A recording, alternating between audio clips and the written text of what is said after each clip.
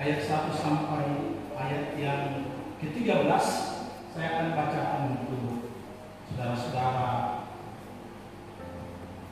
yang ada di gereja dan juga yang ada di rumah. Tahun Sabat dan tahun Yobel. Tuhan berfirman kepada Musa di Gunung Sinai, "Berbicaralah kepada orang Israel dan katakan kepada mereka, apabila kamu telah masuk ke negeri yang akan kuberikan kepadamu, maka tanah itu harus mendapat perhentian sebagai sabat bagi Tuhan. 6 tahun lamanya engkau harus menaburi ladangmu, dan 6 tahun lamanya engkau harus merantingi kebun anggurmu dan mengumpulkan hasil tanah itu. Tetapi pada tahun yang ke-7 haruslah ada bagi tanah itu suatu sabat, masa perhentian penuh, suatu sabat bagi Tuhan. Ladangmu jangan kau taburi, dan kebun anggurmu janganlah kau rantingi, dan apa yang tumbuh sendiri dari penuaianmu itu janganlah kau tuai, dan buah anggur dari pokok anggurmu yang tidak dirantingi janganlah kau petik. Tahun itu harus menjadi tahun perhentian penuh bagi tanah itu. Hasil tanah selama sabat itu haruslah menjadi makanan bagimu, yakni bagimu sendiri, bagi budakmu laki-laki, bagi budakmu perempuan, bagi orang upahan, dan bagi orang asing di antaramu yang semuanya tinggal padamu, juga bagi ternakmu dan bagi binatang liar yang ada di tanahmu. Segala hasil tanah itu menjadi makanannya. Selanjutnya engkau harus menghitung 7 tahun sabat, yaitu 7 kali 7 tahun, sehingga masa 7 tahun sabat itu sama dengan 49 tahun. Lalu engkau harus memperdengarkan bunyi sangkakala di mana-mana dalam bulan yang ke-7 pada tanggal 10 bulan itu, pada hari raya pendamaian. Kamu harus memperdengarkan bunyi sangkakala itu di mana-mana di seluruh negerimu. Kamu harus menguduskan tahun yang ke-50 dan memaklumkan kebebasan di negeri itu bagi segenap penduduknya. Itu harus menjadi tahun Yobel bagimu, dan kamu harus masing-masing pulang ke tanah miliknya dan kepada kaumnya. Tahun yang ke-50 itu harus menjadi tahun Yobel bagimu. Jangan kamu menabur, dan apa yang tumbuh sendiri dalam tahun itu jangan kamu tuai, dan pokok anggur yang tidak dirantingi jangan kau petik buahnya, karena tahun itu adalah tahun Yobel. Harus hari itu kudus bagimu. Hasil tahun itu yang hendak kamu makan harus diambil dari ladang. Dalam tahun Yobel itu kamu harus masing-masing pulang ke tanah miliknya. Jika demikian teman-teman yang berbahagia, kita yang mendengarnya, melaksanakan dalam hidup kita, kita sambut dengan nyanyi.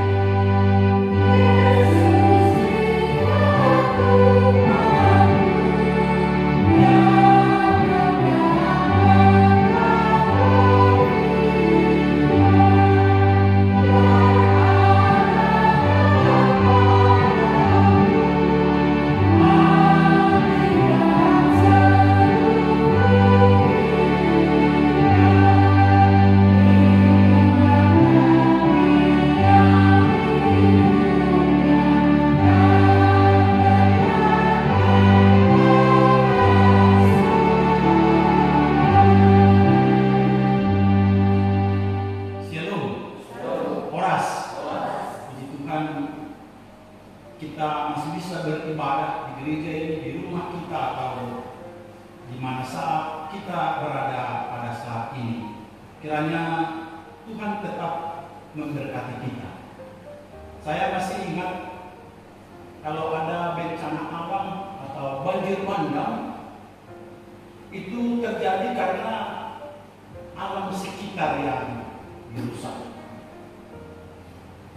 kami dulu hampir habis dapur kami karena datangnya banjir bandang yang sangat luar biasa, menghancurkan semua, bahkan ada kampung yang habis total karena begitu besar-besarnya pohonnya atau akar pohonnya hanyut. Karena memang sudah banyak hutan di gunung ini. Dan itu biasanya baik penduduk dan juga pemerintah dan ahli-ahli saling menyalahkan. Karena ada penjarahan, karena. Ya memang benar. Tapi waktu penjarahan semua diam, seolah-olah tidak ada masalah. Saudara-saudara yang dikasihi di dalam Kristus Yesus, hari ini kita mau berbicara tentang pemulihan alam sekitar, pemulihan tanah, pemulihan manusia, pemulihan semua ciptaan Tuhan. Karena memang Tuhan rindu supaya tidak hanya manusia yang diberkati oleh Tuhan, tapi juga alam sekitar.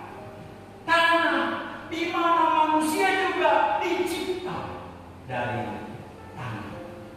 Saudara tahu bahwa Adam dan Hawa dan kita semua ini adalah gambar dan rupa Allah. Sama karakternya, sifatnya, hidupnya, rohnya sama dengan Allah. Sayang, rusak karena dosa. Sehingga manusia menjadi rusak total. Hubungannya dengan Tuhan rusak total. Karena apa? Dosa. Tidak hanya sebenarnya manusia yang rusak, tapi juga apa? Alam sekitar dikutuk. Dan kesalahan manusia disuruh untuk apa? Bekerja untuk mencari makanan dan minuman. Saudara-saudara yang dikasihi di dalam Kristus Yesus. Tapi untuk manusia yang sudah rusak karena dosa, gambar Allah dan rupa Allah yang telah berdosa ini, Tuhan juga memanggil menjadi umatnya dari keturunan Sem, Ham, Yafet. Dan kita tahu persis, kita termasuk keturunannya. Oleh air bah semua umat manusia habis, tapi oleh anugerah Allah keluarga Nuh dengan anaknya Sem, Ham, Yafet, kita umat manusia ada saat ini. Dan dari berbagai suku bangsa ini Allah juga memilih umatnya yang disebut dengan umat Israel. Saat mereka dari Mesir menuju tanah perjanjian di Gunung Sinai, Allah menetapkan bagi umat ini bagaimana seharusnya mengelola tanah yang disebut dengan penuh susu dan juga madu. Saudara lihat ini, bahwa umat ini diberkati oleh Tuhan. Umat pilihannya ini diberkati oleh Tuhan, dan Tuhan juga rindu memberikan apa? Tanah. Memberikan apa? Alam sekitar yang memang untuk menjadi hidup, menjadi bagian umat Tuhan, umat manusia yang percaya kepada luar biasa. Dan pemulihan itu dimulai dengan apa? Kata sabda. Bagi manusia, anak hari lamanya kamu bekerja, tapi pada hari ketujuh adalah ya sabda. Hari perhentian, hari memuji Tuhan, hari mengagungkan Tuhan, hari di mana kita sungguh-sungguh dekat dan makin dekat dan sungguh-sungguh merasakan akan anugerah Tuhan sama berkata. Amin. Kerja keras boleh, tapi ingat hari ketujuh adalah hari perhentian diri kita. Hari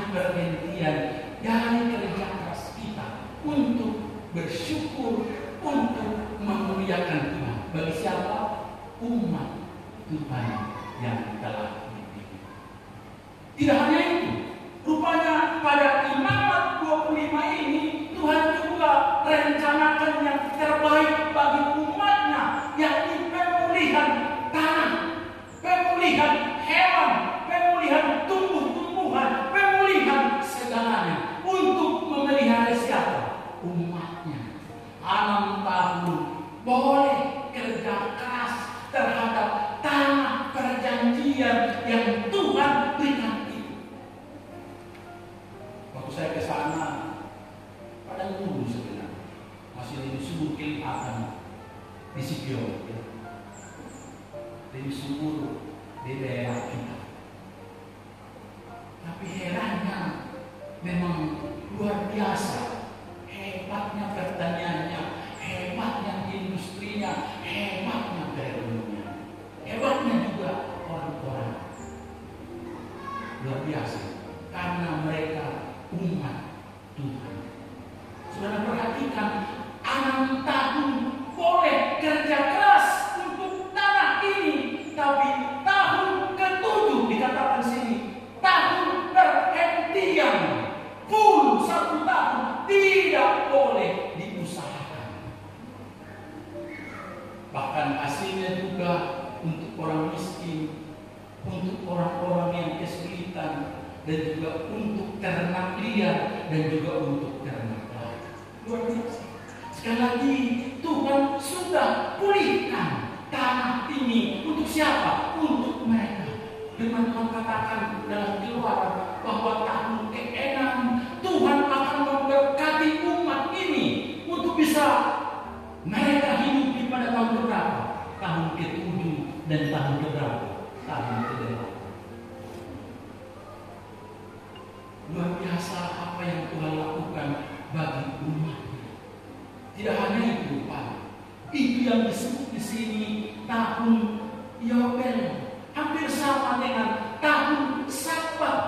Tapi tahun Yobel itu artinya 7 kali 7, 49. Dan tahun yang ke-50 disebut dengan tahun Yobel, Jubilate. Artinya apa? Tahun bersorak-sorai. Dikatakan sini bunyikan sangkakala di mana-mana. Berulang-ulang kali dikatakan sini. Bunyikan sangkakala di mana-mana. Itu artinya nyatakan ada apa? Ada sukacita besar.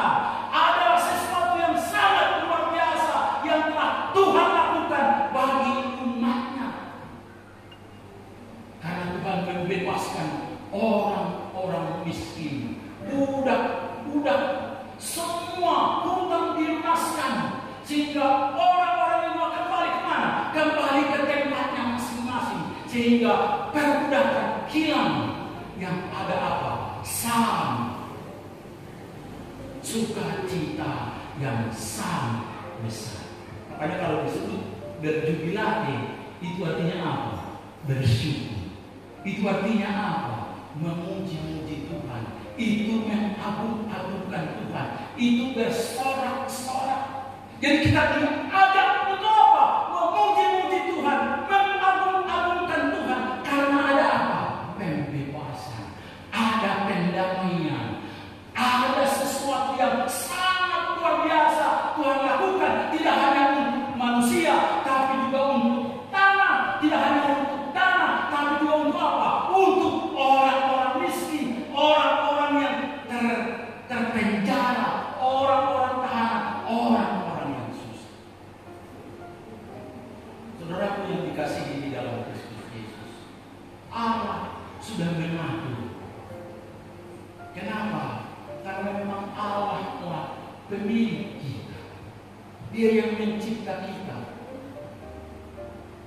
segambar dan seturut rupa Allah.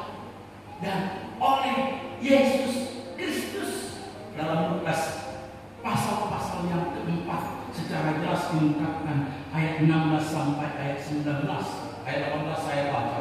Roh Tuhan ada padaku karena Yesus, oleh sebab Ia telah mengurapi aku untuk menyampaikan kabar baik kepada orang-orang miskin, dan Ia telah mengutus aku untuk memberitakan pembebasan kepada orang-orang tawanan dan penglihatan bagi orang-orang buta, untuk membebaskan orang-orang tertindas, untuk memberitakan tahun rahmat Tuhan telah datang.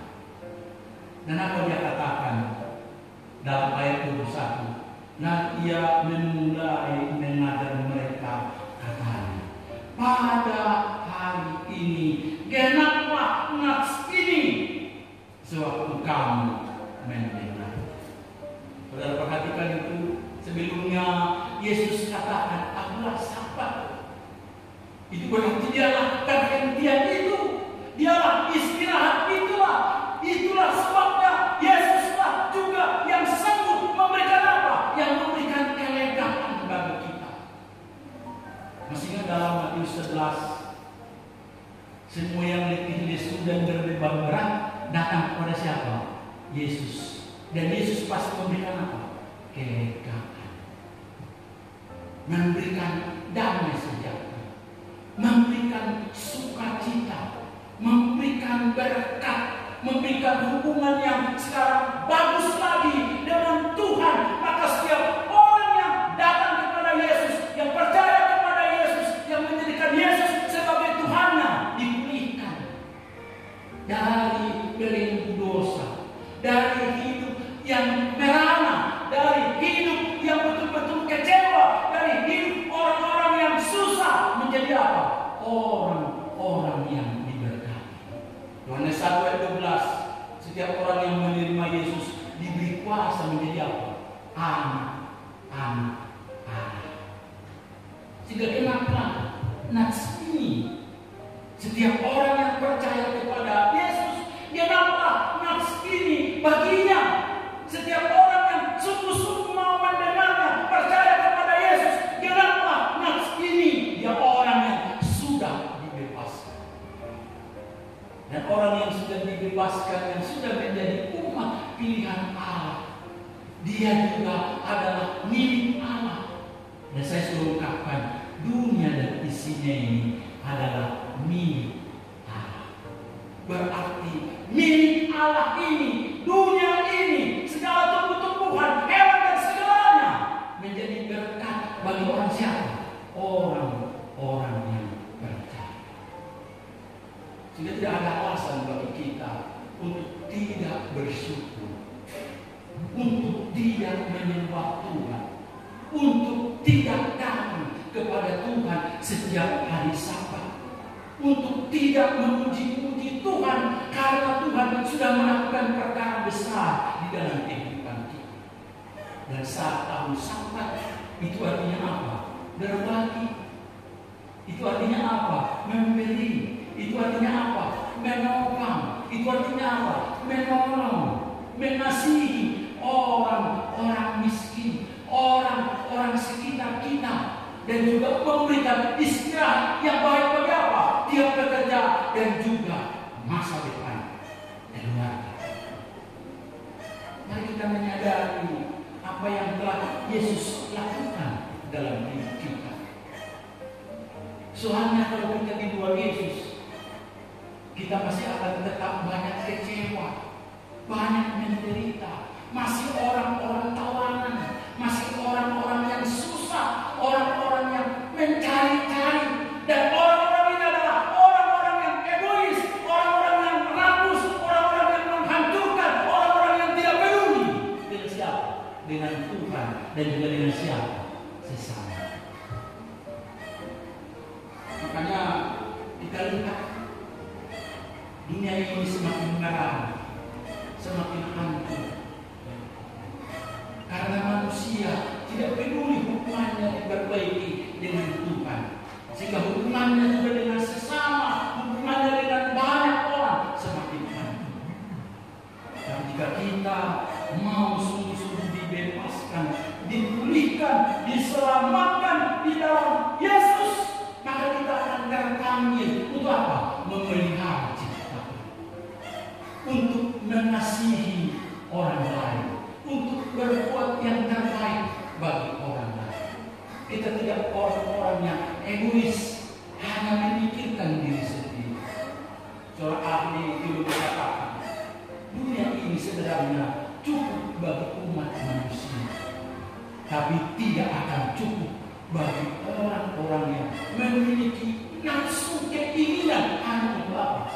Dirinya sendiri, hanya untuk memperkaya dirinya sendiri, hanya untuk kesenangan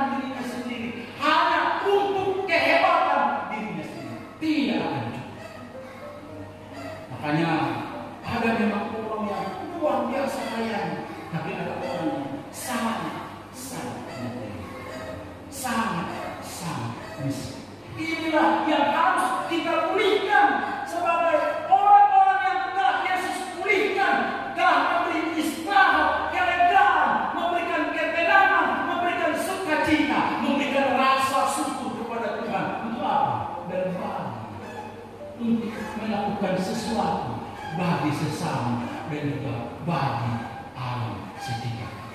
Orang Kristen terambil menjadi orang-orang yang sederhana. Dalam sidang raya dunia saya masih ingat salah satu tema yang paling banyak dibahas adalah keugarian. Artinya apa?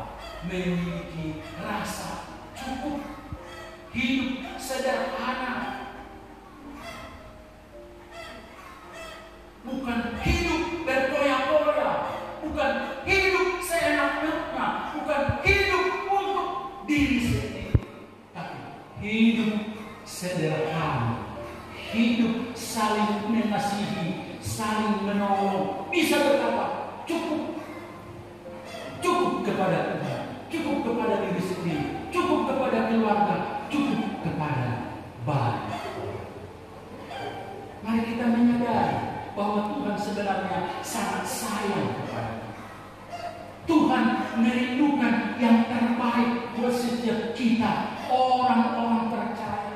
Dia rindu memulihkan hidup kita, memulihkan keluarga kita, memulihkan pekerjaan kita, memulihkan masa depan anak-anak kita, memulihkan seluruh umat Tuhan. Melalui siapa? Orang-orang percaya. Tadi dengan kita, apa yang mau kita beritakan?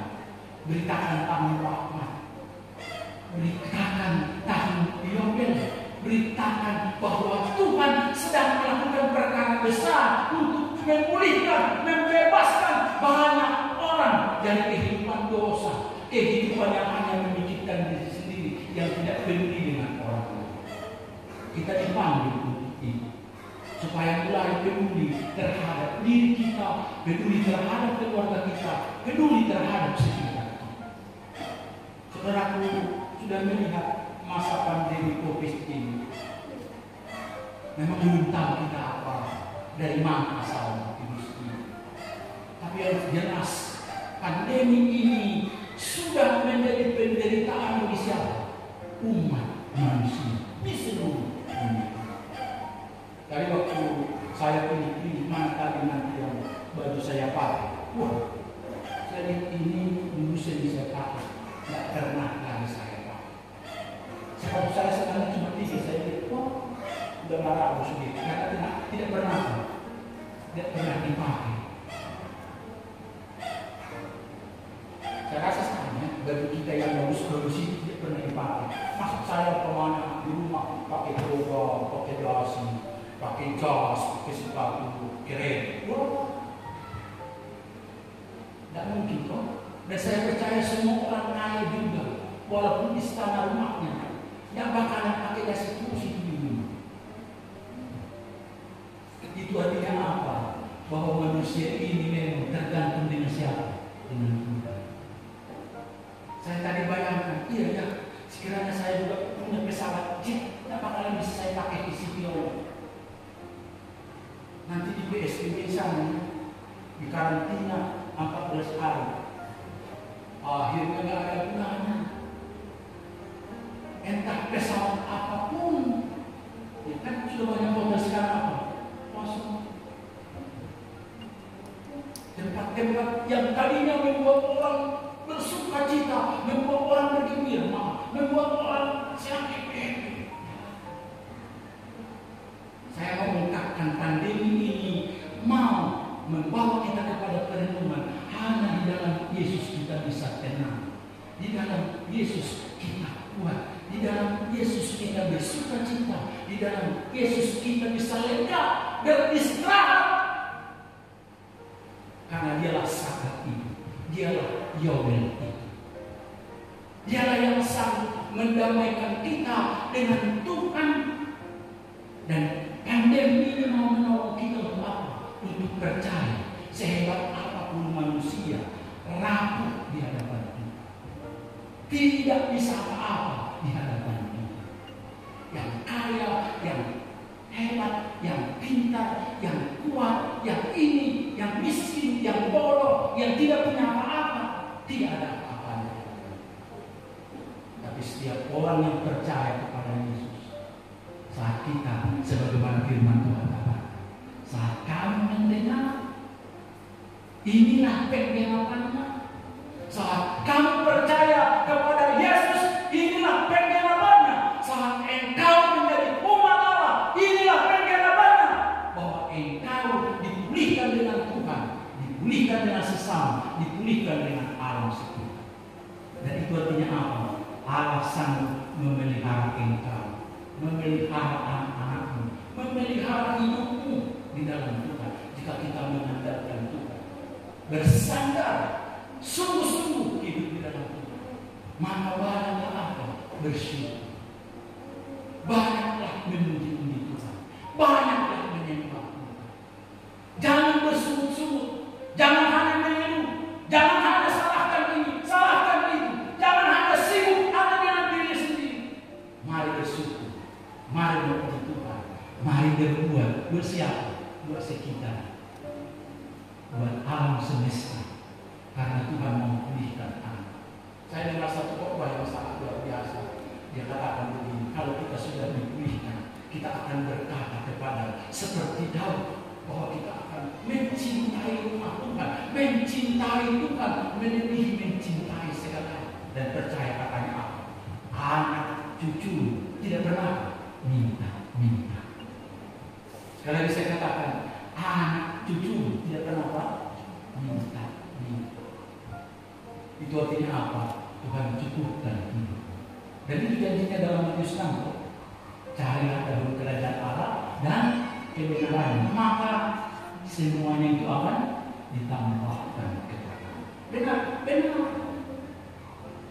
Sebab itu mari kita mau dipulihkan, supaya kita tenang. Sekali lagi, supaya kita lega, supaya kita enak, supaya kita beristirahat, supaya kita bisa menjadi berkat bagi diri kita, bagi keluarga kita, bagi sekitar kita, bagi